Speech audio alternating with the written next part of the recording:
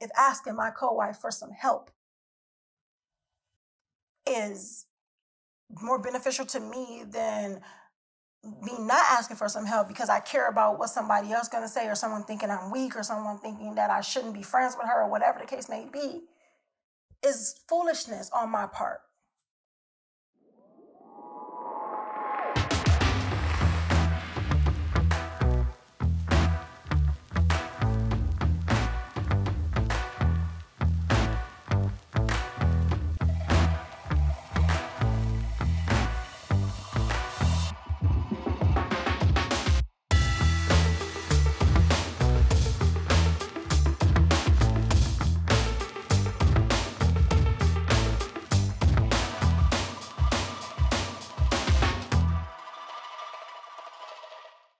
Assalamu alaikum. Peace. It's your Coach Nyla, one of the co-founders of Outstanding Personal Relationships, as well as co-author of the book, Let's Talk Polygyny Uncensored.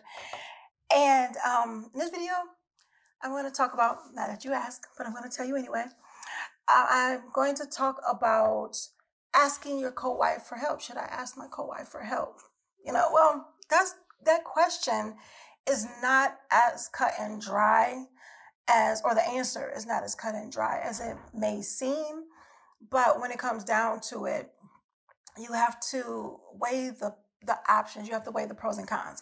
Now, I understand not everyone is in a relationship where they have a cordial relationship, or friendship, let alone a cordial relationship with their co-wife. I get that. I understand that. And as we talked about it before, why is that? What is the reason for that? Here's the thing. My co-wife and I, we actually did a training. You'll see it in the comments, or in the description. You'll see what it is. But my co-wife and I, we did a women's polygyny masterclass, and in our final week, we talked about connecting with your co-wife, and we trained on connecting with your co-wife and why it's important to connect with your co-wife, even if it's just on a cordial level, because whether you believe it or not, or whether you want to understand it or not, you are part of one family. You are part of one big family. And there may be times that things will happen in your life that you may need one another. And we can be egotistical. We can be whatever it is. We can allow our hurts and our pains to cloud our judgment, or whatever the case may be, but that's not benefiting us in no way, shape, or form. If you need help, can you go to your co-wife? Should you go to your co-wife? Can you do that? Sometimes we want to say, well, no, I can't, because we haven't had a conversation. We haven't spoken with one another. I don't like her. She may not like me, whatever the case may be. However, if we don't know that straight up, if we don't know that for sure, and there's just some speculation that we may have because of some ill feelings that we may have, we need to open our communication a whole lot faster and better, and not put ourselves in situations where we are cutting off our nose to spite our face. It's funny, I used that term before with my children, and my daughter was like, I never heard that before, but that's really interesting. But for those who haven't heard it and not sure what that term means, is that something is bothering you, or, you're having a problem with your nose, whatever the case may be, cut off your nose to, or you have an issue with your face, you cut off your nose, spite the face. Anyway, what it really means is that you are, either way it goes, you're harming yourself. You think that you're hurting something else, but you're harming yourself in the process.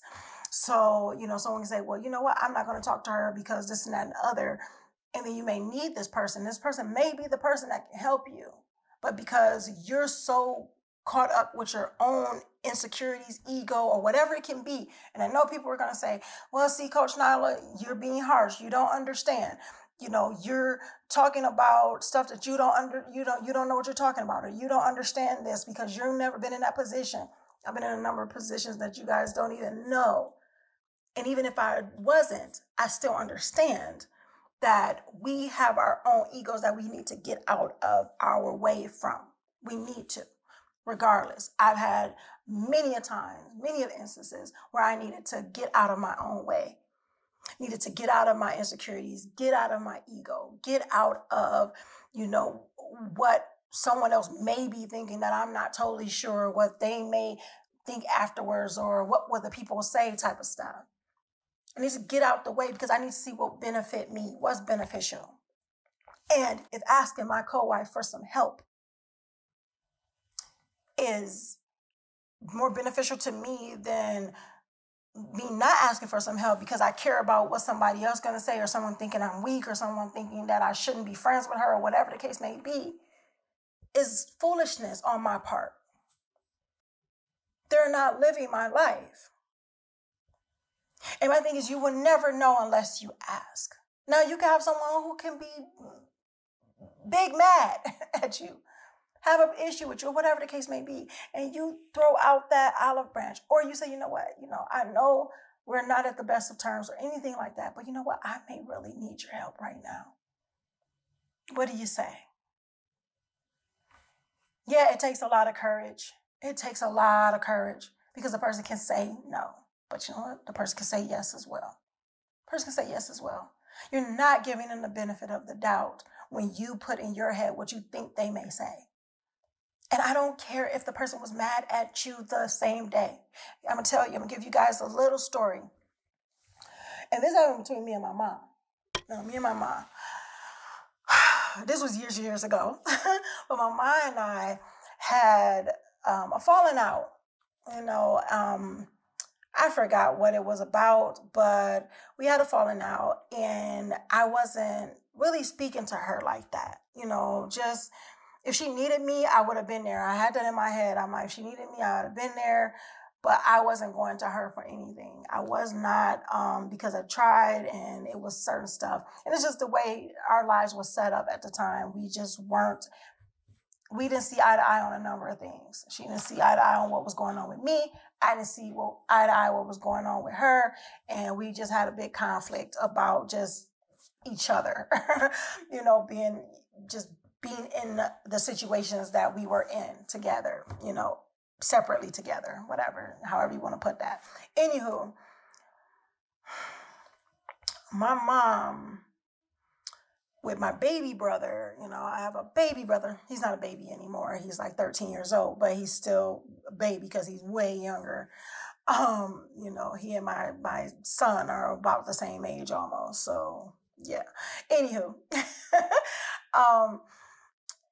she was, she had a really bad, she didn't have a miscarriage, but it looked like she miscarried. That's how bad it was. She had placenta previa, everything like that. She had to get rushed to the hospital, all these different things like that.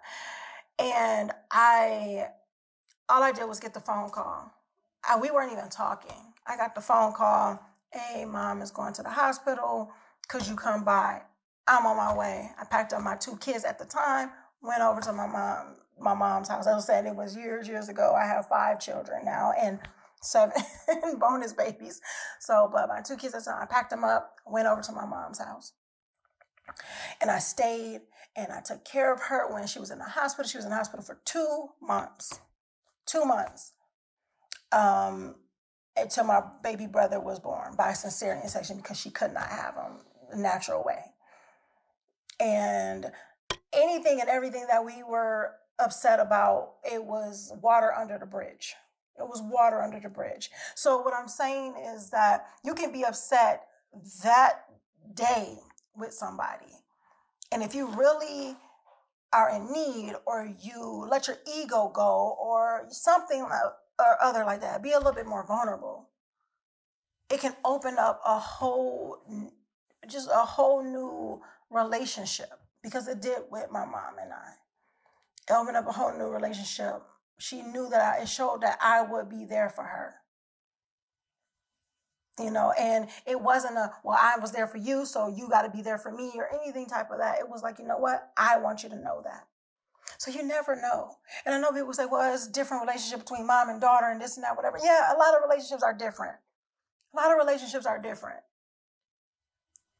We can make whatever excuse we want. We can put whatever things we want in the way of having a good, solid relationship. with our co-wife and be vulnerable enough to say, you know what, hey, I know you can, I know that I need some help in something, and you probably can do that. And I'm trusting you. I'm going to you.